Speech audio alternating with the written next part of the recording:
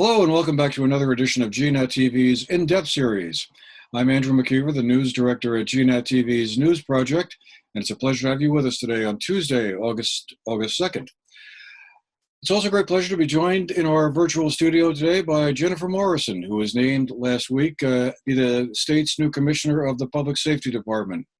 She will, in that capacity, oversee the Vermont State Police and the Division of Fire Safety, along with the State Forensic Lab, the Vermont Emergency Management, and the Vermont Crime Information Center. Her career in law enforcement spans 3 decades. She started with the Burlington Police Department in 1990 and rose through the ranks to become the deputy chief in 2012. And then the following year, in 2013, she was named as the chief of the Colchester Police Department and served there until 2018.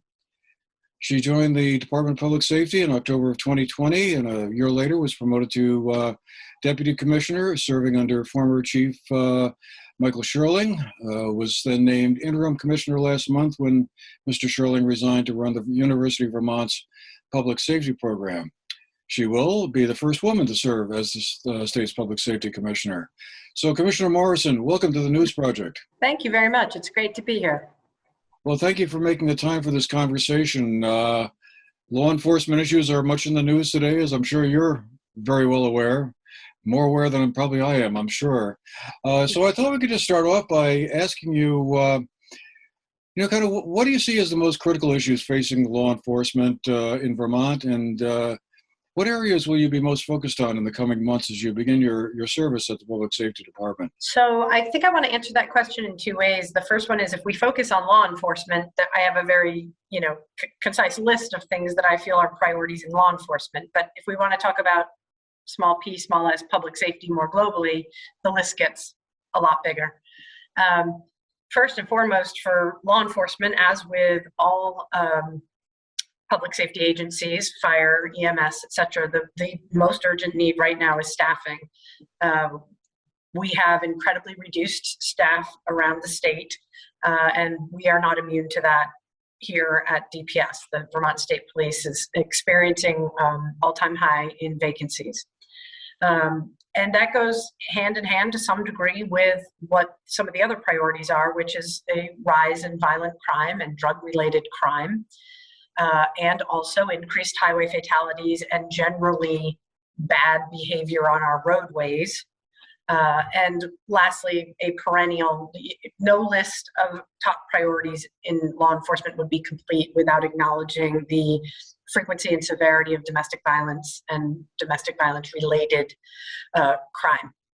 So those would be, from a law enforcement silo, top concerns. Of course, the Department of Public Safety is over a lot more than just the Vermont State Police. As you mentioned in your intro, there's fire safety, which deals with a lot of life safety issues, code enforcement, fire inspections for life safety issues, elevator safety. You see the signature of the commissioner on all those elevator certificates. Vermont Emergency Management, which of course focuses not only on response to emergencies, whether those are natural disasters, pandemic response, or other things, but they also do a lot of mitigation and planning in advance of emergencies. And our forensic lab, of course, is integral to accountability on the back end of law enforcement encounters and prosecutions. And our Vermont Crime Information Center, even things like our Administrative Finance and Grants Division, play an integral role in the bigger picture of public safety across the state. So, when I think about police, fire, EMS, and other pieces of the puzzle, I think that staffing and increasing the number of volunteers that are willing to answer the call in their communities is a top concern. When I look specific to the Department of Public Safety, one of my top priorities as we emerge from COVID is to refresh the modernization plan that Commissioner Sherling had put together literally just a month or two before the pandemic hit. And it's an excellent roadmap, but it of course is 3 years old now and needs to be refreshed and move forward on that. We obviously have some big projects on the plate. Regional dispatch is a big project that we continue to invest a lot of time and energy in. We have numerous legislatively mandated reports and study committees that we are responsible for in the off season. So we're working diligently on those, and my staff is working diligently on those. And then, two other things that come to top of mind when I think about public safety. One is we need to continue to increase the level of transparency so that the public understands what we're doing, why we're doing it, that we are accountable for the choices we make, that the public has input into things like police priorities, police policy, and that we continue to move forward on building fair and impartial oversight mechanisms to ensure that when police officers do something wrong, whether that's intentional or unintentional, that appropriate sanctions take place and that there is accountability. And the last thing that I think about in the public safety realm, and I think about this a lot, pretty much all the time, is, the police or the state police, the troopers or the firefighters, they're all just one piece of co-producing public safety. I mean, really, public safety is everyone's responsibility, not just the people who are paid to think about these things.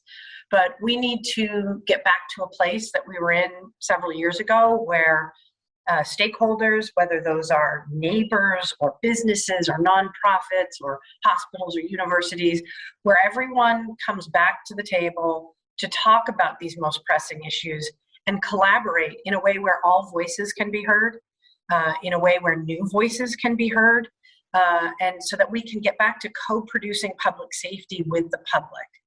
Let me start by asking you to unpack a little bit why you think it has been so difficult to retain and recruit new police officers. I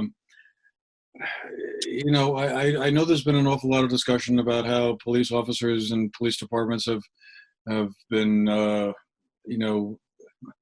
there's been calls to defund the police and stuff like that.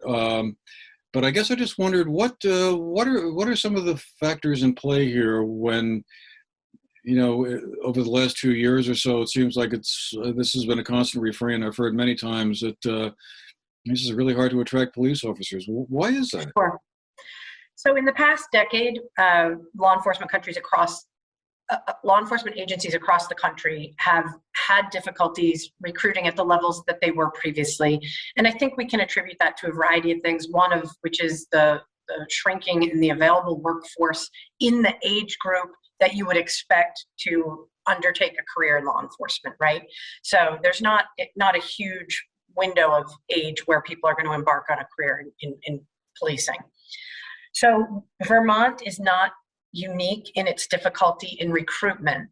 I can tell you with great certainty that in the last 2 to 3 years, that crisis has steepened as the vitriol and divisiveness have increased, as the police have been demonized, and the calls to defund the police, I think we now see across the country, have resulted in far more expensive solutions to bring back police officers than would have been necessary if officer levels had been maintained and there were other ways to co-produce public safety rather than trying to blame the police for everything that was wrong in a society or in a community. So it is a very difficult job to do, even when you're passionate about it. I used to tell young police officers when they were starting out, you have to really feel like this is a calling. This is too hard a job to do if you don't love it. It demands that you work nights, weekends, and holidays, that you be away from your family on holidays, on birthdays, that you get called away in the middle of the night and leave your children with a babysitter sleeping on the couch, that when you are assigned to any type of special unit, that you are on call 24/7, that you get weekends off only occasionally.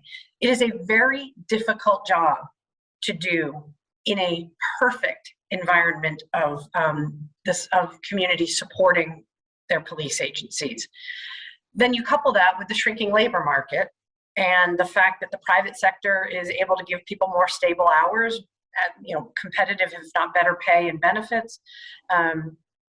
And then in the last 2 years, the layering on of this incredible lack of support, whether it's real or perceived. I know there's some areas of the country and some areas of the state that were more supportive than other of their police agency, but the narrative changed, and the narrative changed in a very drastic way and in a very harsh way.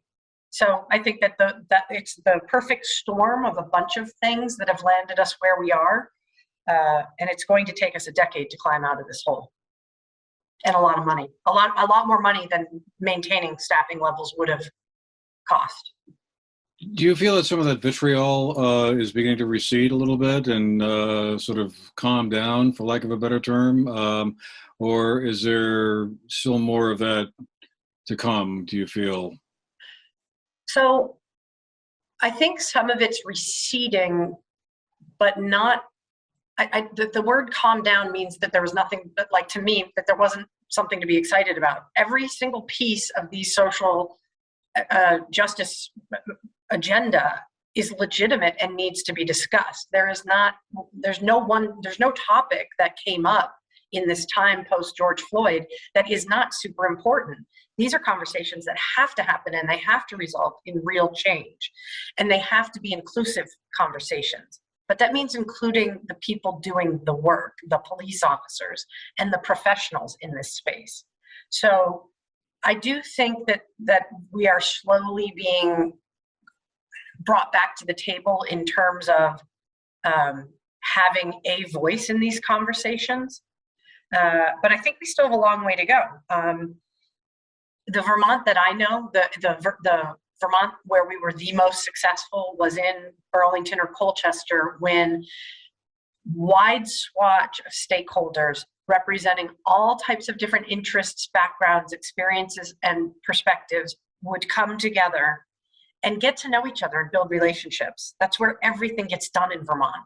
We're too small a state to not know one another. And, there's not that many people at the top levels of law enforcement. There's not that many people at the top level of social justice advocacy or any other branch. We're all in this together. And if we can't talk and be respectful and not make ad hominem attacks against one another, we're never going to get back to root cause analysis and solving really, really sticky problems that need to be solved. I mean, I think our communities expect and deserve more from their decision makers than what has been happening in the past couple of years. I think we need to get back around the table, rebuild relationships, roll up our sleeves, and do some hard work.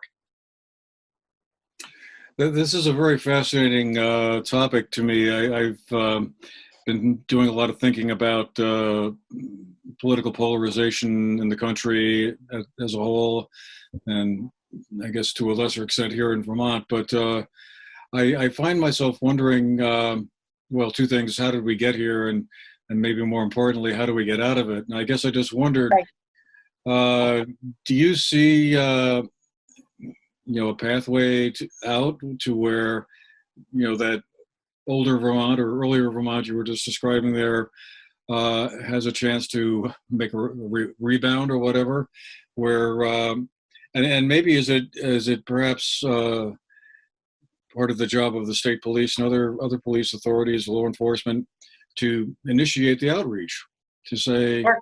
Yes, that's totally a legitimate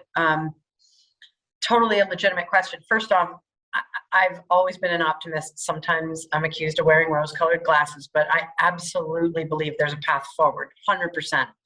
And yes, some of that burden lays at the feet of law enforcement leadership, public safety leadership, indeed. And that there is work to do on our end. There's also the reality that we're trying to do the same amount of work with a 20 to 30%, and in Burlington's case, way worse, diminished police force. So some of the things that previously were able to do, attend community gatherings, do listening sessions, things like that, there's just no juice left in the squeeze. There's no one left to go do those very important proactive things. So we probably have to find our path forward by leveraging non-sworn resources to do some of the work that perhaps police officers were doing before. It's absolutely incumbent on people like me and other leaders to do our share of outreach to other stakeholders in the ecosystem. And I would call upon my colleagues at the counterpart stakeholder groups to do the same, because I firmly believe that the path forward is in relationships, mutual respect, inclusiveness, and bringing diversity of opinion to the table to be discussed in a respectful manner and find our path forward. We're already doing that work at the state level. We have some pretty incredible diverse teams that we're working on some of our legislative tasks from last legislative session, and we have pulled together some incredibly diverse teams that are having difficult and fruitful conversations, and we're moving forward. So I'm 100% sure there are paths forward for all of our problems, but we got to start by talking to each other and being respectful and not personalizing attacks on people. And we're all in this together. This is Vermont. It's too small a state to have it any other way. Indeed. You know, I was just wondering, I did an interview a couple months ago with one of the police officers in charge of recruiting at the state police. And one of the initiatives she spoke about was recruiting more female members to the state police. I think the goal was to get to 30% of the state police force by 2030, 30 by 30. 30 by 30, that's right. I just wondered, how is that going? Well, you know, if you had asked me before, I'd be able to give you specific stats, but I did not touch base with our recruitment division. I can tell you that we're using some non-traditional methods of recruiting. We've engaged with some different, shall we say, marketing and social media marketing companies than we previously were.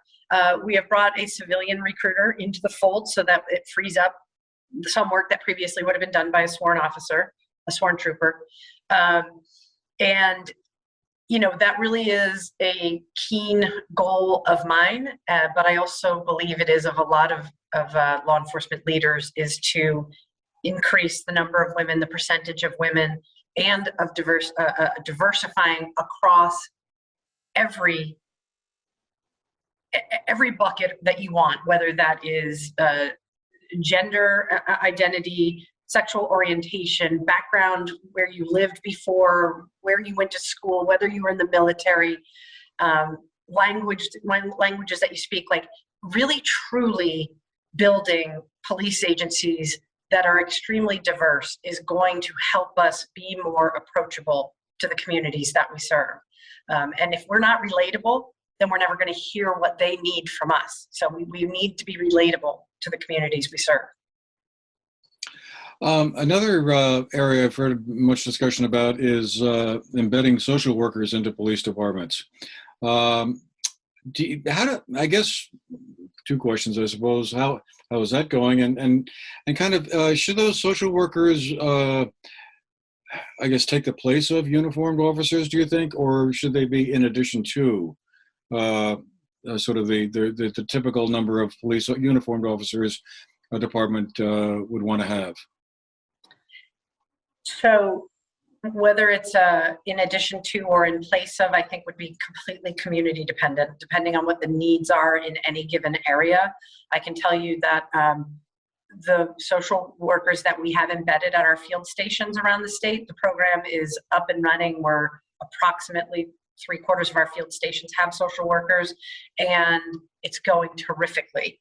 They are able to either respond with a trooper, and then sometimes the trooper leaves because it's clearly more of something for the social worker, or the social worker might back out if it's a law enforcement, potentially dangerous situation. So it's not always an either or, it's generally a both and, because together the perspective of the social worker can help inform the actions of the police officer to ensure a safer outcome for everyone, and that includes the responders, but also the person who may be experiencing mental impairment at that time.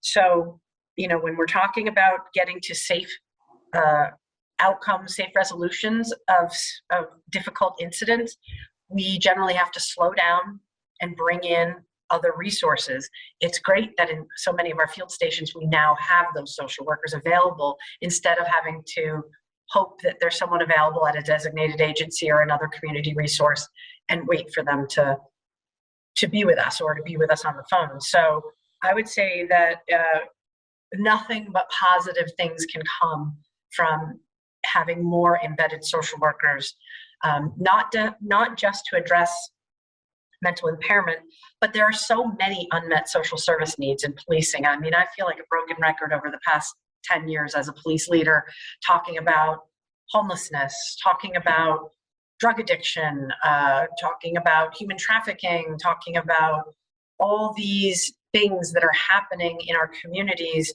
that continue to happen. Indeed, people with co-occurring disorders of substance abuse and mental health, or homelessness and substance abuse and mental health, underemployment, unemployment, so many unmet social service needs that the police are the avenue of last resort, but we're also the avenue of first resort, if that makes sense. People call 911 because somebody's behaving in an unusual manner. They call 911 because there's somebody sleeping under a bridge, because there's something else.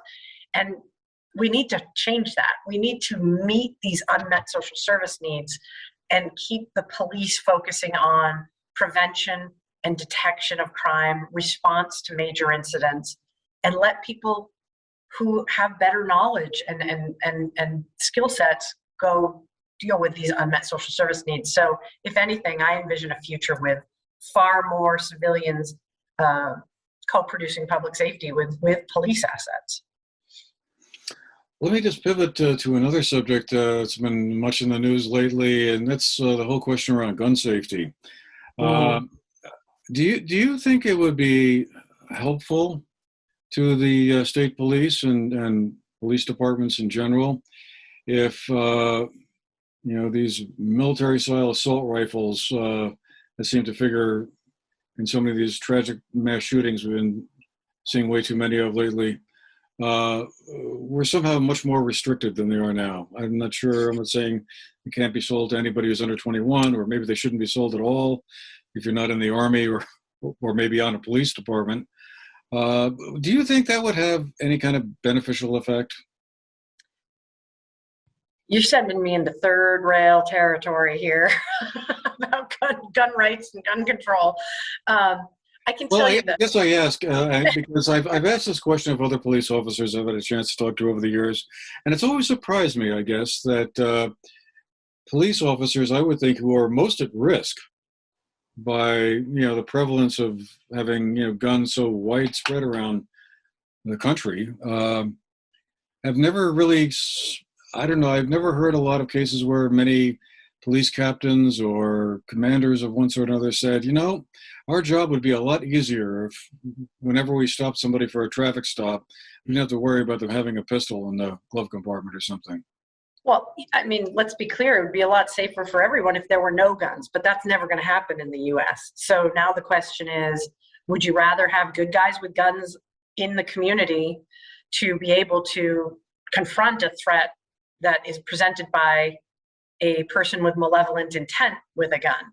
And so this is a conversation we could talk for days on. And my short answer is this.